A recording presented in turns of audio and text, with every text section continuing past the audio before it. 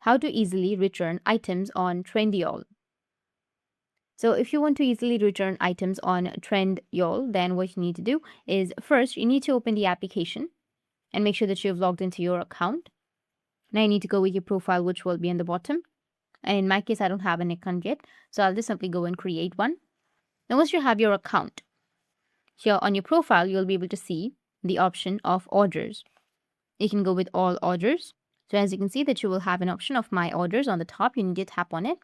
And in my case, I've not started an order yet, but you'll have all of your orders right here. You'll be redirected to an interface like this.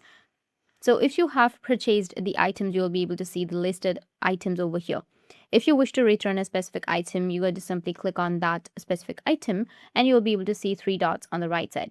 And then you can click on the option of easy return, and you can mention the problem that why you want to return the item. And after that, they will give you a code. So you can simply add that as the shipment code. And when you ship it back again to them, you can track your order from over here using that code. And just like that, you'll be able to easily return items on Trendyol. And if you have any questions, feel free to comment below. Thanks for watching.